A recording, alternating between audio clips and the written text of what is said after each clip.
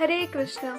आप सभी को जगन्नाथ स्नान यात्रा महोत्सव की हार्दिक शुभकामनाएं। ज्येष्ठ तिथि को हर साल जगन्नाथ स्नान यात्रा महोत्सव मनाया जाता है। स्कंद पुराण के अनुसार जब राजा इंद्रद्युम्न ने भगवान जगन्नाथ के लकड़ी के विग्रह स्थापित किए थे तो उन्होंने स्नान समारोह की व्यवस्था की थी।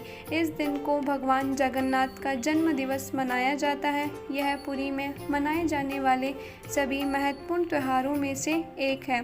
इस दिन देश भर में हजारों लोग आते हैं। इस दिन भगवान पुरी से बाहर आते हैं और पुरी में भगवान के लिए प्रसिद्ध आनंद बाजार के निकट एक ऊंचे स्नान मंडप में भगवान को स्नान करवाया जाता है, क्योंकि भगवान का आदेश था कि मुझे ऐसे स्थान पर स्नान करवाना जहां से मुझे सभी देवता वह पृथ्वी के लोग आसानी से देख सके।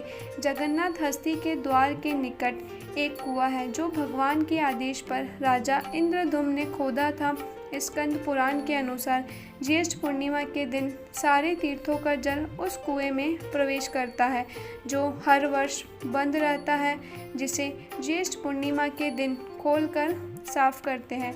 108 मटकों में पानी भरकर रखते हैं। उसमें कपूर, चंदन, सुगंधित तेलों को डालकर उस पर शीश फल रखा जाता है और रात्रि को उन्हें अतिवास गृह में रखा जाता है तथा फिर अगले दिन भगवान को स्नान मंडप में लाते हैं तो भगवान जगन्नाथ, बलदेव, सुभद्रा को उन घड़ों के जल से स्नान करवाया जाता है। ऊपर से सुगंधित फूलों की वर्षा होती है और समुद्र से ही ठंडी शीतल पवन आती है, जिससे भगवान को सर्दी हो जाती है, बुखार आ जाता है। स्कंद पुराण के अनुसार ही भगवान जगन्नाथ ने इंद्रद्युम्न से कहा था, अब 15 दिनों तक मैं दर्शन नहीं दूंगा, और ऐसा कहा, अंतपुर में अब मैं लक्ष्मी जी के साथ रहूंगा और मुझे ऐसा भोजन देना जो बीमार व्यक्ति के लिए अच्छा होता है।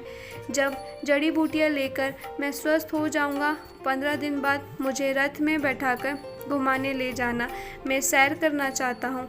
स्नान के दिन ही भगवान का गजवेश अर्थात हाथी का वेश होता है। इसकी कथा कुछ ऐसी है। गणपति भट्ट नामक एक परम ब्रह्म का उपासक था।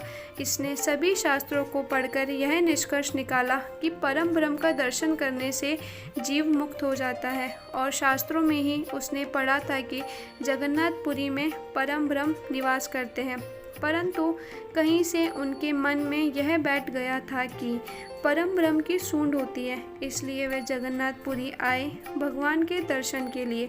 जब वे ज्येष्ठ पूर्णिमा के दिन आते हैं तो उन्होंने देखा कि इनकी तो सूंड ही नहीं है, यह परम ब्रह्म नहीं है, और अगर परम ब्रह्म होते तो दर्शन करने वाले वापस कैसे जाते, उन्हें तो मुक्ति मिल जानी चाहिए थी। वह वहाँ से निराश होकर जाने लगे।